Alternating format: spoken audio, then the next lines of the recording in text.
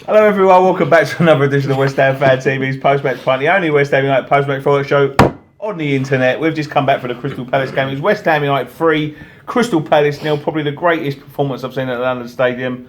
Last 20 minutes anyway. Scott, take us through the starting lineup. Changes today. Randolph continued in goal. Forced. He went free at the back, brought Collins back after his return from injury alongside Reid and Ogbonna. Creswell left, Antonio on the right, Noble and Obiang in the middle, so Noble coming back in, Antonio, Faghouli and Carrol. Carrol. That's 11. You said Antonio twice. Did I? Oh, sorry, Lanzini. Where's Payet? No Payet. Oh no, he was on his way home. He was in Etmin because we drove past him. Oh, right, I see. Anyway, wasn't a great start. First half. No, it wasn't really. He was playing against a proper Sam Allardyce team where they set up proper like how we used to play. Yeah. Watching Palace reminded me how we played under Big Sam sometimes. Yep. And nice to see Tompkins back. Yeah. Good reception for him. Good reception. But Well, yeah, I don't know, right. we just looked a little bit Flat. pedestrian, wasn't it? Yeah, No movement. I'd say they look nervous. They look with everything that's gone on during the week. They looked a bit nervous, didn't they? Like Yeah, it they was felt sort like of they like had to perform. yeah, they don't. No one wanted to sort of put a foot wrong. No. There was a lot of passing. And when Seemed to be a lot of passing the buck. Yeah, and as soon as they did, the crowd were right on them. Yeah. Right on them. Noble, Obiang.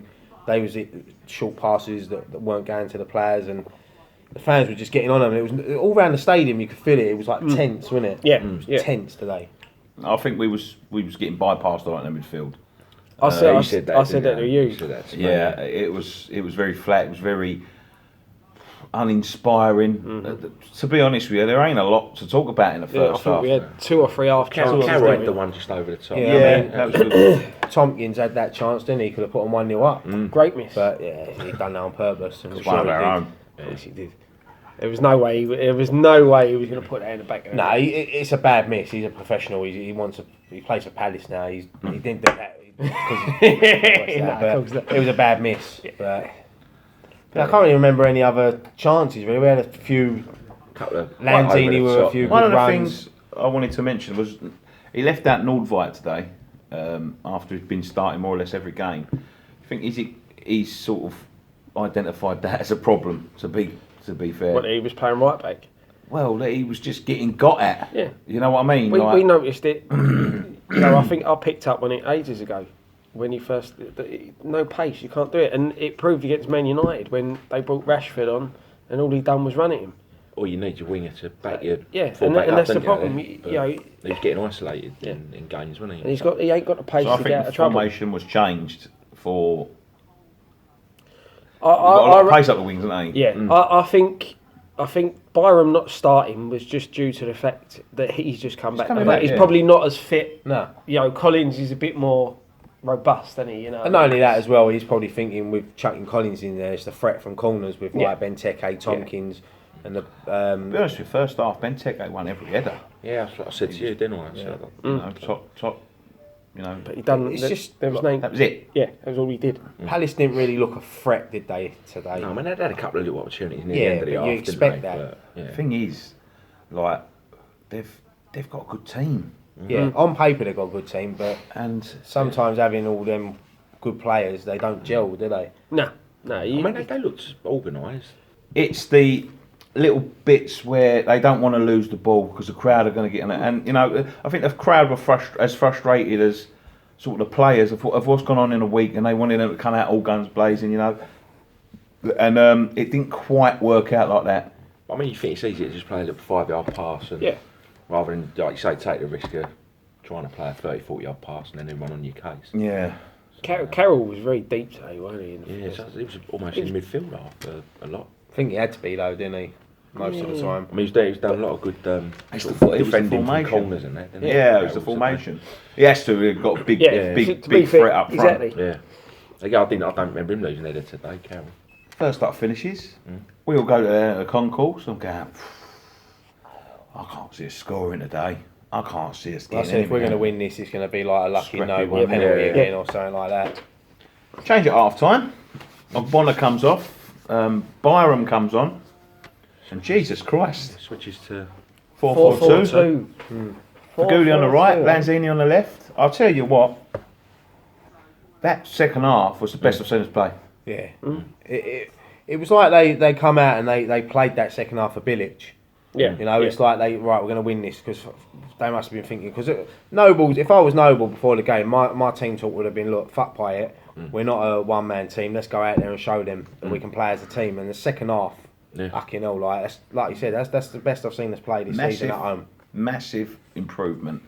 Byram coming on, just someone to get beyond. It just shows you what a difference it makes, because it makes the defenders have to think. Yeah. You know, and that's what we haven't been doing enough this season. Make the defenders think. I think him bombing up and down, I think give Creswell a bit of confidence as well to do exactly the same thing. Because the thing is with Creswell, since he's come back from his injury, he hasn't been the same sort of player. He's put in good performances, but he seems to bottle out of challenges now, and that's understandable because he got a bad injury. Didn't he? So. But no, Byram, I mean, I said to you, didn't I? If we can get an experienced right back in his cover in the transfer window, I'd play him every week because I like him. I think he's a good player. He puts up his obligatory booking as well. Yeah, he always gets booked in. But like you said, it made a big difference having an overlapping fullback. Yeah, and he give Antonio and Faghouli, room exactly to run at players. And but also, I think the change of formation benefited when them. you don't have a right back bombing on, it just gives the two players chance to double up on the one that's in front of him, because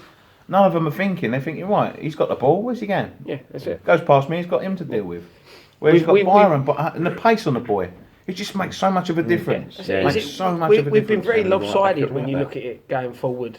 With Creswell, he bombs forward, and I said then you had Nordveit sitting there. No, to be fair, I'll tell you what. A lot of the problem is as well, and like, I'm not just saying this because he's gone now, but Cresswell couldn't afford to bomb forward as much because the other fucker wouldn't come back. Yeah. You know what I mean? So, and I've always reiterated, I didn't want him back, so I'm not going to go back on my word and say, yeah, he should have been defending. No, he's not in the side to do that. But you know, I think there was more grit and determination in the side, you know, and there was more willing runners in that team today, defensively.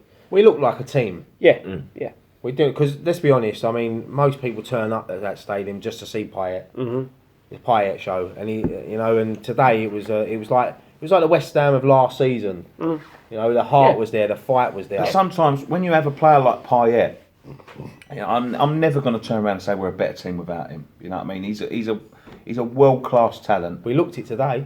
Yeah, we're better team performance, but individually, I mean, he's a world class talent and a world class, you know, player. Like any team would have him in their side, but like sometimes it sort of affects out. Obviously, it's all come out now what was been going on, and that was obviously affecting the squad.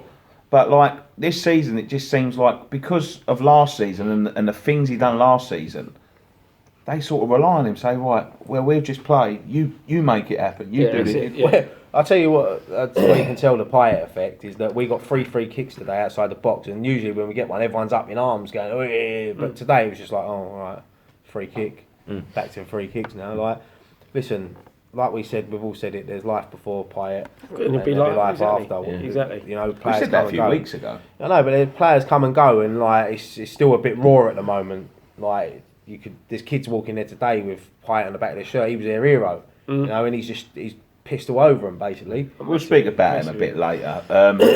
But then all of a sudden, Palace didn't have any more chances, did they? I don't remember him having a chance. I don't remember. Randolph made a save right near the end, and it to me it was going wide. Yeah, but that was it. Anyway, they were shocking. We score our first goal. Sofyan Faghouli of all people. Yeah. Who was thinking to himself, "Oh my God, when it rolled across, don't miss this." For fuck's sake. Well, I thought, from where we sit, I thought Antonio sort of knocked it in, and then I see Faghouli come out of nowhere and just knock it in. But no, fair play to Antonio when he went round the goalkeeper, because he most players would have looked to go down in that situation, but. No, he looked up, see Faghouli, he's knocked it across, and to be fair, a lot of players would have tried to shoot. Yeah, and he didn't. To be fair, he probably fucking did. No. You watch it back on a replay, he actually shapes to cross it. Antonio, it was a great ball, and the corridor of uncertainty. How long have we been screaming out for that type of ball just to be played in that area? you know, and But how many times have you seen people running in? Well, that's it. Because in the first half, Well, there apart wasn't from Antonio's normally the one that is running. Yeah, I'm surprised you know? Antonio didn't knock it in, then run and catch it in himself. Exactly, you know. But that's what I'm saying. Header it in. Yeah. The amount of times that there's no one in that position, and like the change of the formation, and the fact that Byron was fucking bombing. Byron was on the back post. Yeah, You know what I mean? And it makes a difference because you've got players who are playing in their natural position. You know, we've gone from trying to turn Antonio into a right back to play him as a centre forward. Yeah, you know, it works. But it works with two up front. Not asking him to play the lone forward or putting someone up alongside Andy Carrol. It made such a difference. And the thing is, he's really good in the air as well. So the centre halves think, I've got to deal with that and I've got to deal with that. And that is the thing that he brings. Didn't he have a chance? We nearly have a chance from a corner, and you've got everyone marking Carroll. And like you said, you've then got to think, wait a minute, there's Carroll, Collins, Reed, and then you've got Antonio. You know, three beasts in the air. Spinning around like fucking disco sticks. Who do I mark? Who do I mark? What's going on? It is a threat, isn't it? After that first goal winning, it was a different West Ham.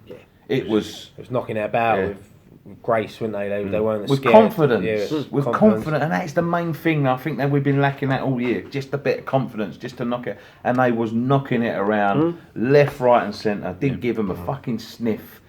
And then I'll tell you something now. I don't think you'll see a better goal at that stadium for a long time than that second goal. Good ball in as well. Yeah. Great ball. Cross. Antonio again. Was it with his left foot? Yeah.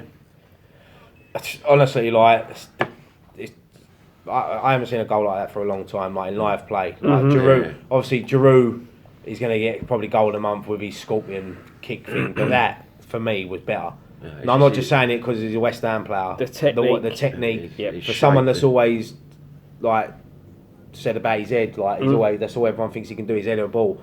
That was unbelievable. And the keeper didn't even move. He hit the back of the net before the keeper even The thing moved. is, it was a little bit behind him, and I think And the keeper must have thought, done. It's going wide. Yeah, it's getting out. He It's getting out. He ain't going to get this. It's not going to his head. And the way he took, because it was behind him. Yeah, it's behind him. The way he Sort of had turned, to turn, didn't he? shaped himself up. The height he got, Yeah. perfect He connection. caught it so sweet. He's been practicing them in training though. Has he? Yeah. So Somebody said that to me. yeah, and you've seen him this season try to do a couple of them, but that, like, he would never connect a ball better than that ever again. That was unbelievable. I can't remember an Pace as overhead well. kick that I've seen connected properly with that much power and pace and go straight in the net. You've The seen keeper him. would have got in the way, mate. Would have knocked him in the net. Yeah, you've Nah, seen him he hit the could have floor, put- things like that. But Even if he'd have got his whole body behind that, he'd have gone in there. You know, like old Adidas power socket. Honestly, like, the keeper, it hit the back of the net before the keeper even dived. That's how quick it was. It was unbelievable. And honestly, It was that quick. I didn't realise it went in. Nah, I thought he'd missed it. I know obviously I say it's the best goal I've seen at London Stadium. That's the best goal I've seen a West Ham player score for a long time. Long time. definitely, he was brilliant. Yeah, it was just like, oh. He's got that. He's got any old Andy boy. That's it, and that's the I've thing. seen him do a few things like that. He worked hard today. He's worked hard since he's come back. That's what I mean. If we can keep him fit, what's he got? That's 3 in 6 games now, isn't Yeah, it? 3 and 6. 3 in 6 games. And as well, playing the 4-4-2, when he dropped deeper, he had someone off of him. You know, he had, when he held the ball up, he had someone beyond him, and then Faghouli and who was on the other side when Antonio, Lanzini. Lanzini, you know, they were getting forward as well. So he had players to bring it down, turn, and lay it into. You know, He stepped up today, Lanzini. I'm glad. He's come out of Thing is, Payet's shadow now. You know, I think he's been in Payet's shadow a lot. You know, he's a very good. If Payet didn't exist, Lanzini. Look at last season. Yeah. How old is he? 24. 22, isn't he? 22, yeah. something like that. Yeah, Young. he's got another 2 or 3 years to Still develop. learning. Yeah. And you know, he's going to be a top player. Whether he'll stay with us, He was the one first half who was prepared to. Yeah, confidence. Take a- Like, get the ball and run he at wanted to people. prove. He wanted to prove that, like, I can be the man. I can be the man It's a thing- to make things happen. like I know this might sound stupid, but we're looking for a new hero now. It's like the application process is starting. You know what I mean? Like, Who's gonna be the thing is with the Payet thing. We'll talk about the Payet thing at the end of the game, but it's all about him, isn't it? Do you know what I mean? Like when you go to the stadium, I mean, to be honest with you, the song was starting to fucking grind me a little bit. Like, I wouldn't never not sing it, but it's all about him. I don't remember the last time another player's apart from Antonio's name was sung. And Obiang's been cut at Palace away. Yeah, but away games are different. Yeah. I'm just talking about at home, the yeah. fair weather. Yeah, it's the main. It's Bubbles and Payet song. That's all you hear. Yeah, so hopefully, we should distribute that love. Other players. They deserve it. What I mean. Pedro Obiang is fucking unbelievable. He's underrated, isn't he? Winston Reid today. Winston Reid's been immense. Pedro Obiang as well. He's another young player. Yeah, he's got a couple 23, of years to get developed, especially with him playing with someone like Cech in midfield. And I know Noble's he's not the best at playing his best at the moment, but someone like Noble around him as well to help him. He had a better second half now. Yeah, they all did. The game passed him by in the first half, but the second half. When we went 1-0 up, they all got confidence. Yeah. And when we went 2-0 up, they got even more confidence. And then that led to a third goal. Yeah. And that was another beauty. Lovely build-up on the halfway line. Yeah, beautiful build-up play. Lobbed over the top to him. By Antonio. Was it? Hat-trick of assists for Antonio. Was it really? Yeah, and he's run from the halfway line. Pace on him as well, Lanzini. Yeah. At one point, I thought the defender was going to get back at him, and he just seemed to shift into the next gear and chipped the goalkeeper. And chipped him. Yeah. Brilliant. It reminded me a lot of Sanchez's goal against us for Arsenal. Then again, it reminded me of Payet at Palace away last season. Yeah. But Lanzini always scores against Palace, doesn't he? You always get that one club that you always score against. It seems to be his one, doesn't it? And he even said in the paper today, I'm confident I'm going to score. I've got to say one thing about Crystal Palace fans, though. Whoever's got that fucking drum. Did he get knocked down? Did he get thrown out? Did he get thrown out at one point and then come back? Second half. Yeah, that's what I'm saying. It looked like he got thrown out because it just stopped and it all went off. I think he's probably sitting in the toilet doing it. Having a shit, going boom, boom. But no, well, don't forget as well with the Palace fans, they kicked off of our stewards. So let's see if that gets put in the press tomorrow. But that's what I thought it was. When they kicked off, Yeah, I thought they'd thrown the drum out. The geezer with the drum. Well, I'm seeing the drum. Well, they look like the geezer. Get out. I mean, I thought Somebody said to me they wanted to because they started kicking off with the stewards, yeah. Yeah. And we didn't for once. But someone said to me they wanted to sing a song. They said, but he was too scared to. It was like, you're nothing special. We fight every week. They fight every week. But I'm not going to even talk about that, man, because it fucking winds me up. And it's a positive vibe today. Where can this win take us, boys? Up the table. It takes us up the table, but no, I mean... No, it gives them confidence going to Middlesbrough next week, so that's going to be a tough game. Yeah, it's not going to be And easy. after losing to United, how we did, and losing to City, we got annihilated against City. To come back and win 3-0, clean sheet, and put in a second half performance like that after everything that's gone on this week, it's good, and I'm glad they've done that for Bilic as well. It was nice to see the fans singing his name as well. Yeah. And at the end of the day, we've I got to thought beat really the teams close that are down there. Yeah, And he looked... we've we're 9 points clear of the relegation zone now. We're in 12th. You know what I've noticed about Bilic as well? Like, in the last few weeks, few months really, he's not been very animated. He's been on the sideline, and he just looks like a man. Today, he was back kicking every ball with the players, winning the players on. When he was like squatting down on the... You look at the press conference he done on Thursday. I wanted to cuddle him. Yeah, he looked like a man on the edge. Yeah, he looked broken. He looked let down. Yeah. He's been let down by Payet. I mean, we're going to talk about it, and to be honest, I don't really want to talk about him. Give him fucking airtime. You know what I mean? Like, it's got to be talked about. I know it's got to be talked about, but it's just taking it away from the lads today. The performance. The knives are out of his back. Hold on a minute. That's stopped. Don't worry, the other one's going. Is it? Is that going? Memory full. Oh, that's why I stopped. Yeah, we're still going, Nick. Don't panic. All right. That's that lucky. Don't worry. It's only just stopped, isn't it? Yeah. 3-0 win. Fucking sour grapes Allardyce. When you see what he said on the what was it, Scott? Well, you can't. You Can't can write what you want about how great West Ham were, but they weren't until the last 20 minutes. Yeah, but he can't. Like, he's got to remember when he was manager, we put in performances like that. Exactly. So look, I ain't worried about Sam Allardyce. All I care about tonight is Slaven, Bilic, and the rest of the lads that fucking put in a shift today. Yeah. Let's talk about the elephant in the room. Everything was rosy till Thursday. Well, it was rosy in front of the camera, but not behind scenes. They've come out and they've. I don't remember the last time a football club chucking someone to the wolves like that. and I'm quite proud that they've done that because I think players get too much of an easy right. You know, it would have been easy enough for them to turn around and go, "We've got a situation. Dimitri Payet, he's going to be out for 2 months because he's done something in training." Right? I don't remember the last time a manager. And to be fair to it, when I watched the press conference, I wanted to give him a cuddle. You know what I mean? He looked absolutely devastated, and it's like I think he had a bit of this father-son relationship with him. Yeah, he did. You see how he was in the Euros. I mean, what a lot of people don't know is it wasn't for Bilic, Payet wouldn't even been nowhere near that France squad. Nope. Bilic had a meeting with Deschamps and said to him, "Look, you need Payet. Yeah, Just put aside whatever you got grievance with." You know what his grievance was? His attitude. Yeah, exactly. And the thing is, like, we took a gamble on Payet. 10 million for us is a lot of money, and we took a gamble on him. Now, to be fair, I never heard of him before he signed. I've seen him when he played, but I wouldn't be a player that I'd say, oh, he's world class. And like, he took to us the Premier League quick. We took to him. We loved him. And like, even what you've got to remember is remember when he got injured and he come back after all that time and he stood on that touchline and the whole place stood up and clapped and he cried. He had tears in his eyes because he said he never felt like that before. And he's just shit all over us. Of course, He's stabbed us in the back. Face, hasn't he? He's You know, let's talk about some of the things that have happened at West Ham. We've given him the stage. We've given him international football back.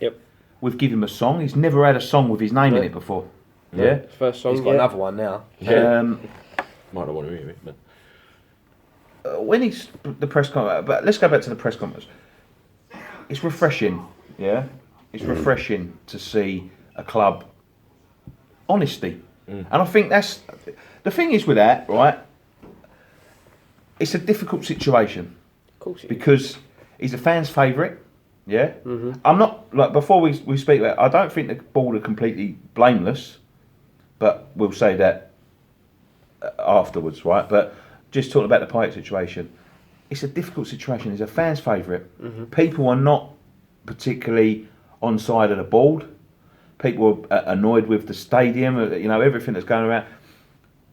All of a sudden, this thing comes along, and I think I've got to give credit because I'm the first one to slag off West Ham when they do things wrong. So if I wasn't the first one to give them credit, I've got to give them full credit of what they've done there. They give Bilic the permission to go out there and speak. Well, they said like, they deal just with said it. you need to tell people, you know, this is so a brilliant strategy. And what I saw today is I saw a team united and I saw a fan base united, and all them problems that have gone on in the boardroom. They're not gone.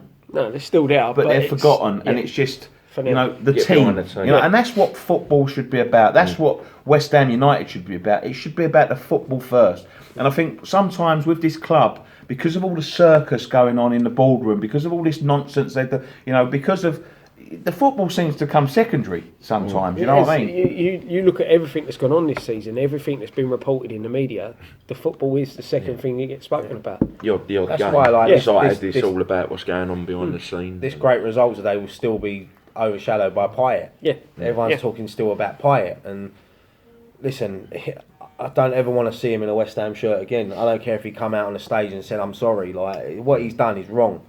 It's absolutely wrong what he's done. It's not wrong, right? It's atrocious. Yeah, he's done it at every club he's been at. The thing is though, it's I was saying to my mates, like, he was going, "Oh, I can't believe he's done it." I said, "Oh, you're disappointed it's happened." I said, "But I'm not surprised because that is modern football now. That is modern day football." That's what I'm saying. Like, why did he sign a new 5-year contract? Because they raised his wages. Yeah, because that's it. All he cares about is money. That's all he cares about. He wants to leave the Premier League to go and play in the French league. The French league is poor. Where are Marseille in the league? About 8th. Yeah, they're not even going for the title. But he gets a nice big signing on fee. Yeah, but it don't matter. Why? Why? He don't need it. He's not skint, is he? He's a money-orientated player. But with that, has he been sold down the river a little bit in terms of playing squad? What hit Payet from what the board have promised? Yeah, well, of course. The thing is, but you got to think, right? When he was given that new contract, we was on the verge of qualifying for Champions League. We still could have qualified for Champions League football. He was given that new contract, and they probably turned around and said, "Yeah, we're going to sign this, we're going to sign that," and we didn't. But Fucking knuckle down. Yeah. No, the thing is, what happened if you went into your work? No, the thing is, right, I would have had no bones about this, right? Now, he's fucked himself, really, because he's the villain now, right? And I think 99% of West Ham fans would call him... Yeah. Judas, yeah? But if he'd have knuckled down, right, we're in a bad position, if he'd have said, right, if he'd have gone into the boardroom and go, right, I want to go back to France, I'm pushing 30, this stuff about his wife and all that is true, then, you know, up to... My wife's gone back to France with my children, you've gone back on your promises, and what you said we'd be signing Lacazette and all these class players. I haven't seen a progression in the team. In fact, I've seen a recession in the team. Come the summer, I need you to let me leave, please. Right? And he would have turned around to people and said, they've gone back on their promises. I can't stay with the team. That I've got. He would have been... the people would have just said, that's fair enough, mate. Do you know what? I would love to see us not let him go in this window. I would love it, and they just freeze him out the club.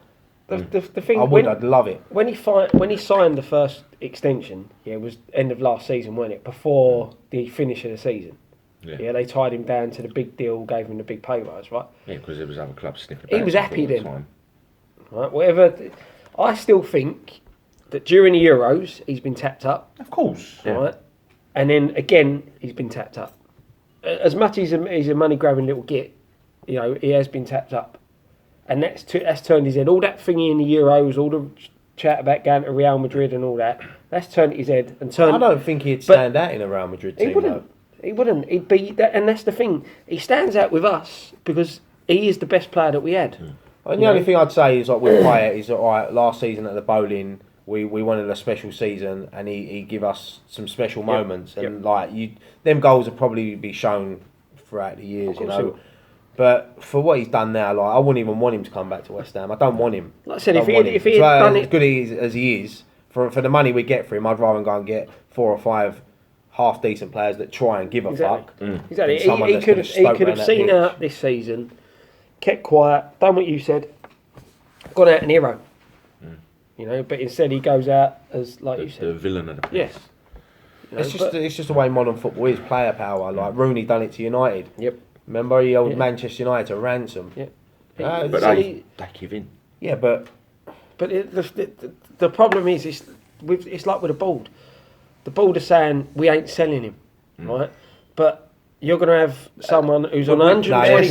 They've come out yesterday and said this. Originally they said, well, one of them said that Karen Brady's come out and said to sell him. Someone else turned around and said they've got to sell him. There's nothing they can do unless they want to think, right, you know what, we'll wait till the summer, fuck him, let him rot. What? Yeah, but the predicament the they're players, in... I don't think the players would... That's it, but the predicament they're in, you've got to look at it, right, is that... I'll stick him on a one-on-one with Ginge. Yeah, but if they give in to him, right, and let him go, it sends the wrong message to the other players. Yeah. But you've got someone sitting there, nowhere near your first team. The fans ain't going to accept him back into the first team, right? And he's on 125 grand a week. Yeah, but what I said, right, if he don't want to play, if he's refusing to play, the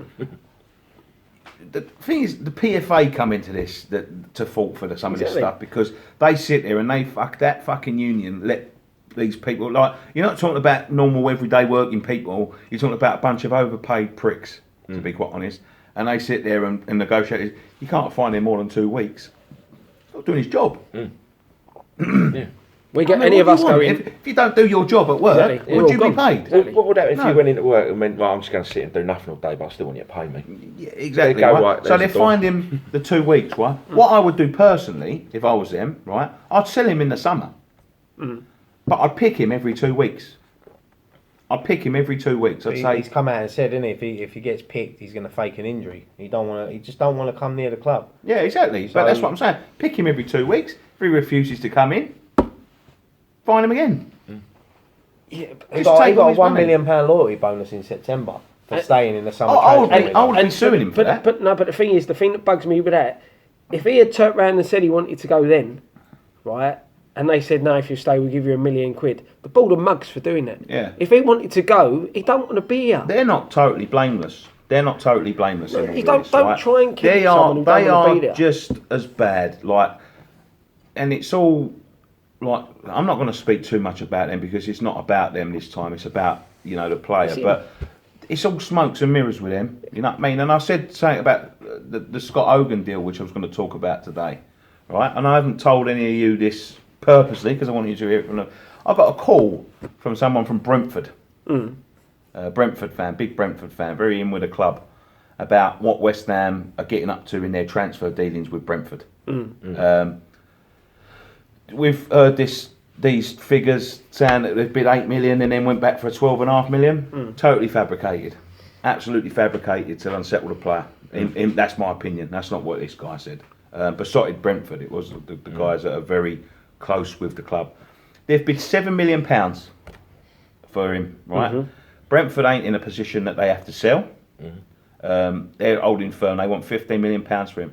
This guy said to me he's the best striker they've had at the club since Dean Holdsworth. Dean Holdsworth was a very, very good centre forward. Yeah. He says hungry to score goals. His desire just to be on the pitch is unfathomable. But West Ham have said no. We're concerned about his knee. Before they've given him a medical, right? We're concerned about his knee. We're not paying no more than £7 million for him. And Brentford have said no. His price is £15 million, or he's not going anywhere. Right? So then, Watford have come in with an inquiry about him. Right? They've put an inquiry in, says yeah, he's available. They're going to prepare to bid for him. Now Brentford are going to prefer to deal with Watford over West Ham. Why do we fuck around so? Because you know what? I'm going to say why, right? I'm going to just turn around and say it. They don't want to spend the money. Of course they don't. They didn't want to spend the money in the summer. They don't want to spend the money now. And this is the reason why it all ties into the Payet thing as well, right? This is the reason why Payet will leave on, when's the deadline day? 2nd of February. Yep. Payet will leave at 11 o'clock on the 2nd of February, because if they sell him before, people will know they've got money to spend. And if they know they've got money to spend, they'll be calling, spend it, spend it, spend it. And they don't want to spend it. They want to sit there and do the same thing that they did in the summer with the likes of, look at that. I mean, this is no disrespect to Scott. I want Scott Hogan to come just because we need a centre forward. And I think a young, angry centre forward. But it's gone from Lacazette to Bacca to Batshuayi to Kaleri to Zaza to Scott Hogan. You're talking about a top. We've gone from teams that are challenging players that are playing in teams that are challenging for the league or in the Champions League down to a guy that's playing in Championship. Yeah, right. And that's no disrespect. I'd want him to come because I like that sort of player. He could be the next Dean Ashton. Indications say he is. It's a bit of a bit of a gamble, but it's a gamble worth taking. It's paid. You know, look, it paid off with Creswell, paid off with Antonio. Byram looks you know. But they're still scraping, Scott. This is the problem. Because they are still skimping. And you know what? Somebody said to me the other day about Zaza. Exactly the same thing that I've been saying since the beginning of the season when he signed. Too much pressure on the lad to give him 15 games or 11 games or whatever. Serious. You know what I mean? Too much pressure on him because he can't play. He knows he's got a set time to impress. Otherwise, he's off. He buckles up. The geezer buckles up. You see it in the Euros. He like pressure. Exactly. Like. He cost us £5 million in loans, and he only ever scored one goal at London Stadium. That was against us for Juventus. And he says it all, didn't it? Yeah. But that's what I'm saying. But the thing is, as well, the waste of money. It's not that, right? I wouldn't be so annoyed if they just wouldn't spend the money, but they've wasted money. They've wasted money on the likes of Toure and Zaza. The thing for me, why are we still filling our fucking squad with loans? This stadium was meant to take us on, and where's it taking us? Like backwards. Look, we've got the players we've got. I think are good enough to fight. The thing is, as well, with Payet going, a lot of players, might have been easier to sign them if they would have thought, well, Payet's there, but he's not there now, so that might scamper a few deals. But listen. But the thing is, if all what's true as what's been reported is true, you know, of the things that are going on with him not turning up to training, with him moaning about, you know, the value of the euro's gone down. I want to pay rise because my wages have gone down. Things like that. His wages ain't gone down, but the euro's gone the up. euro, that's what I mean. So you know, but would you want to play alongside a player like that? would you want him to come into a club where this one player's getting special treatment and you're not? You know, when you look at the things, you look at Carrol gets 6 months off a season. yeah, but you know, you look at you're Mark Noble, right? You love the club. You're a West Ham fan. You give your all for all your career. Yeah, you give your all for that side, and then you see this guy, you know, come in last season, set the world alight. Someone who he seemed to have a friendship Bond with, with, you know, and then he sits there and goes, "Yeah, I ain't gonna train today. I ain't gonna train tomorrow." Turns up on a Friday, I'll play Saturday, boss, and then gets picked. Why are you then going to go and put the F in? What's the point? You know what I mean? You can't. I don't understand. Were they that desperate to keep him that they gave him that much special treatment? Yeah, because you can't deny he's a talent. No, I'm not denying he's a talent, No, but it's not worth it. And they probably thought, right, if we can get But you him know what happy- else he does do? He sells shirts. Well, that is it. That's the thing. And a lot of fans turn up to see him, just him. You see, like how many empty seats were there today? That's all the Johnny come latelys who ain't there to see their Mr. Payet no more. I get the business side of it, right? I understand why they did it, but it affects the team. Of course it affects does. everything. But this is what I'm saying. This is my criticism of the board. The football's coming secondary, like, and it has done all season. Like, the football has been not thought of. Like, when you go back to the old thing about the stadium, it'll rumble on. It was good today, so it's not in the memory. But what I'm saying is that whole stadium, the football's come second, and we're a football club. Yeah. That is our main reason. That's what I'm saying. That's what I'm saying. Signing people up with £1 million loyalty bonuses because he sells a shirt. Going into the stadium because it generates more revenue. What's the point of generating more revenue if you don't want to fucking spend it in the first place? Exactly. Well, let's just see what happens in the rest of the transfer window. They've got to go out and sign people. There's no doubt. There's only one way out of this, right? Because once this transfer window closes, no matter what happens, and as soon as he goes, right, at the moment, the emphasis is on Payet, right? People were directing their anger towards Payet. We want him out of our club. I never want to see him. I don't even want to see him in Stratford, let alone at West Ham. You know what I mean? Fuck him off to France. In fact, my priority would be ring up one of these fucking Chinese clubs and say, do you fancy him? Because if you can offer him big wages, I'm sure he'll come over. But the thing is, I don't care if Payet goes. I just hope he don't go to another English team. I don't think he will, but I don't want him to go to a City or a Chelsea, and I don't want him to come back and affect us, you know, by scoring against us or something like that. Let him go to France, because I guarantee you, he'll go France, he'll be somewhere else a year later. He'll be in Spain or Italy or back in England with someone else. He'll be doing the same sort of thing. He's done it every club he's been at. I don't think he will. I think that once he goes back there, I think he's gonna stroll around for the rest of his career. He's getting fat anyway. Yeah. But you saying with them not spending the money, right, or him going last minute, if a Chinese club comes in and bids silly money and say 50 million, they could take that now and then spend the 50 million. Yeah. Right? But this is the thing. But if they take the 50 million, spend the 50 million, or spend 40 of that 50 million and get 3 or 4 players. Well, they're looking at they're looking at Signesson, isn't they? Yeah, to replace him. They then turn around and go, see, we spent this money. But then they've still pocketed every penny of that television money. Yeah, but it doesn't matter, does it? If they go out and spend that 50 million on three or four quality players, you don't care whether you don't think about the other money, do you? I don't give a fuck where the money's coming from. That's what I'm saying to you. That is how they look. That's how they'll look at it. Spent wisely as well. Yeah, I think they will bring in. I think we're bringing about 3 or 4 players. I think they've got this one chance. Why this Payet thing's rumbling on, right? Cash in and go and spend it, and like back up one promise at least. After all the promises we was promised in the summer, back up one thing. And I think it's not too late. It's not too late. But like, I can see where their loyalties are. Yeah, I can see what they're doing. Like, a lot of people can't. A lot of people slag me off for saying this, but like, I didn't want to believe it, but I do believe it. You know what I mean? And people still are. You know, that's fine. You know, it ain't proven. I ain't proved it. You know what I mean? It's an opinion of mine. Yeah, but I can see what's going on. You know, I've seen this at West Ham before, like under other regimes. You know what I mean? I can see that they're not particularly they don't want to go out and spend the money. Like, they're bidding just underneath what they need to bid, just so it looks like, oh well, we tried. We ain't going to go any further. I mean, like, if it ain't true, but they've said they've bid 12.5 million. Brentford want 15. It's £2 million. Just save that on Payet's wages. Look, if they've bid 12.5 million, it's £2.5 million extra. £2.5 million in modern day football is absolutely nothing. That's what I'm saying. But you can see this, Scott. We've needed a right back.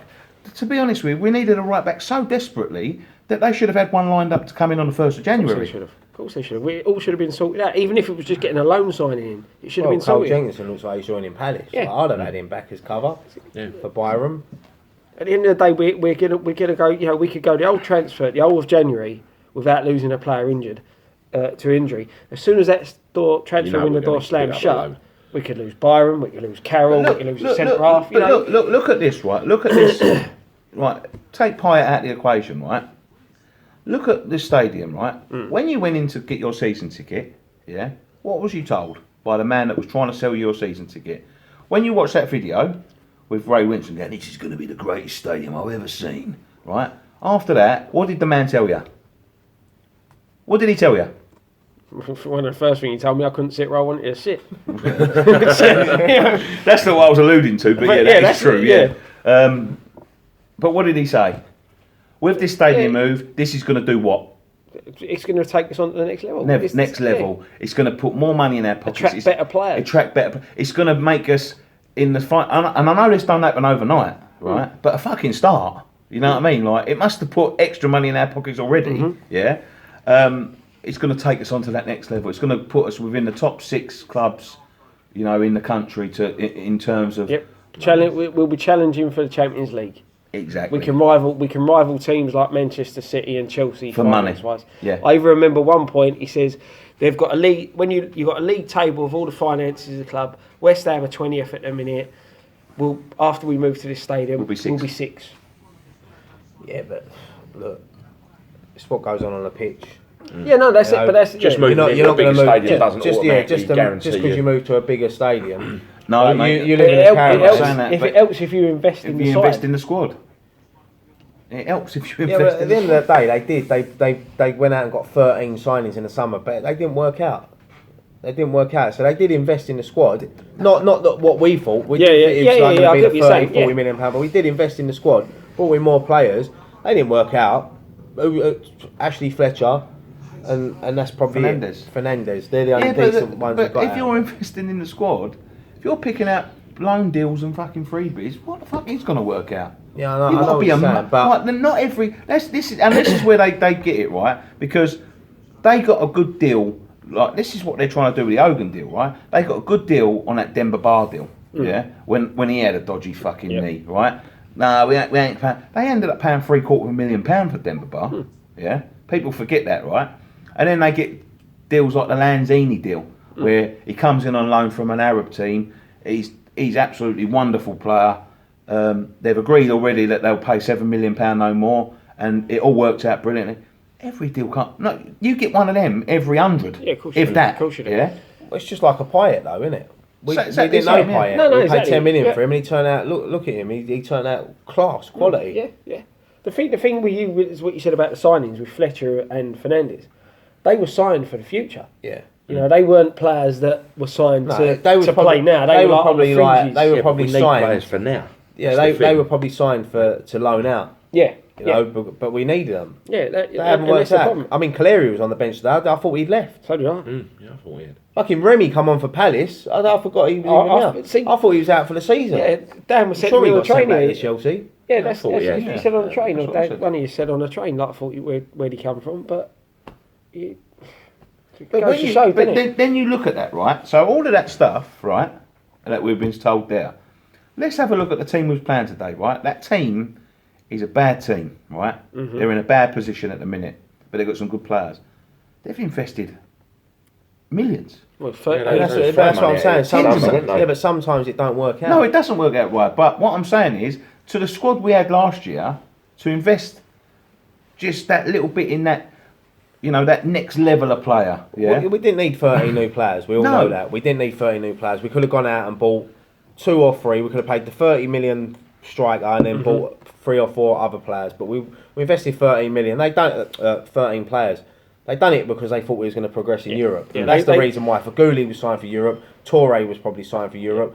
Zaza was signed for a laugh. You know. But yeah, they went for quantity over quality. Yeah. Yeah, like I said, they could have gone and got the marquee signing. That's not how you go forward, Scott. Bought five other players. Even though Palace are down there, right? Every single player that they bought in this transfer window has improved their squad. Yeah, well, improved their team. Sorry, not their squad. You look at the amount of money that they've spent. Yeah, they paid 12 million for Schlupp, wherever he's. Yeah, the other day. 30 million for Benteke. Yeah. You know, Kabay cost them a bit. Townsend will come. Yeah, Townsend. Yeah. That was 10 million, wasn't it? Yeah, but Palace, don't forget, Palace have got big investors behind them now, so they're going to have money pumped up to them. I mean, Benteke's not worth 30 million. Not today's performance. No, not in any performance I've seen of him. But I'd like to see if we sold Payet for 30 and we bought in someone like Signesson for 20, 25. That's a good replacement. But you've got to say this now, right? This is their one chance.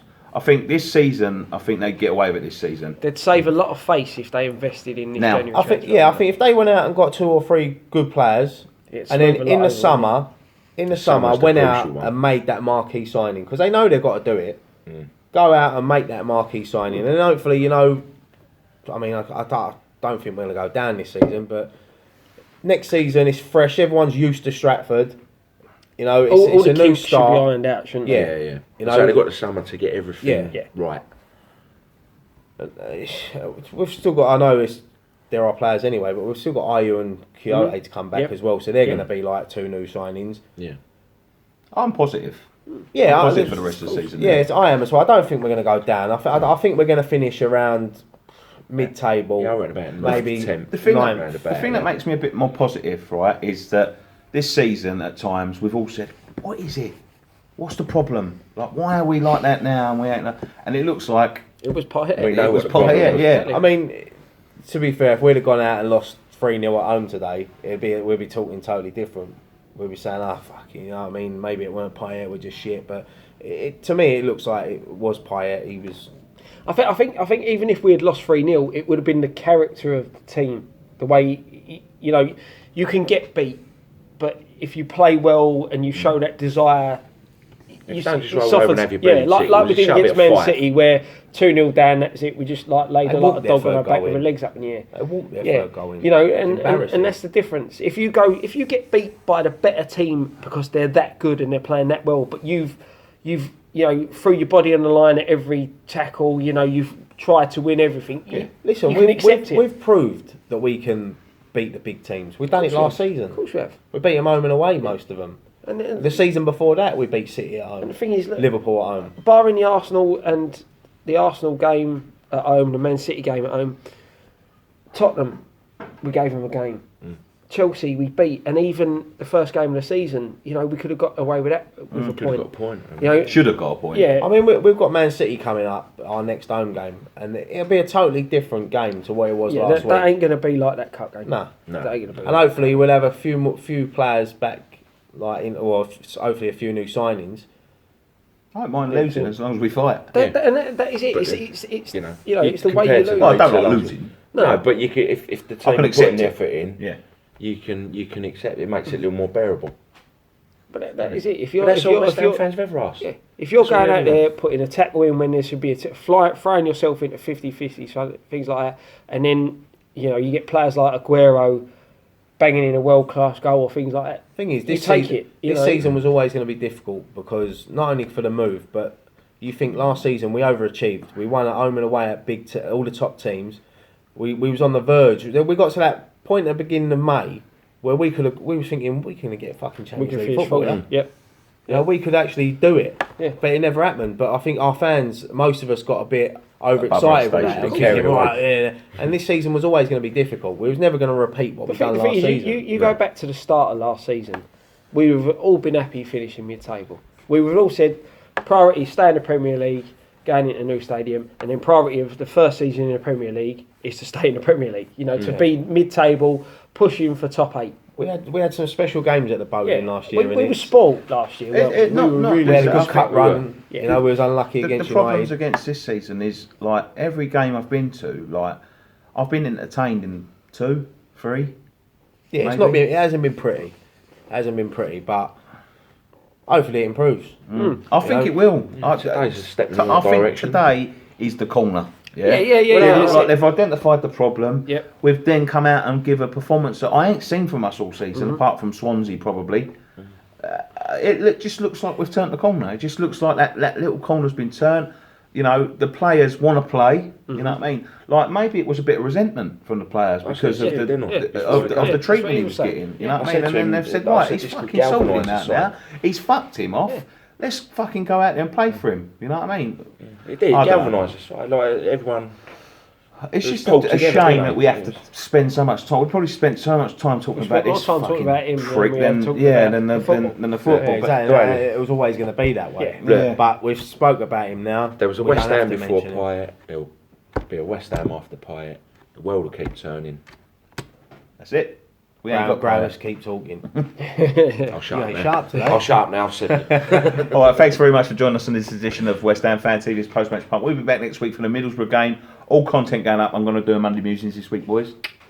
It's going to be a decent one. It's going to be a interesting one. Yeah. Or a more interesting one than normal. Because your Monday Musings are quite interesting.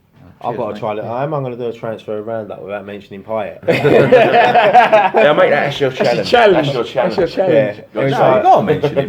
He's looks like I might change his name to say it right funny. Like Snoopy or saying.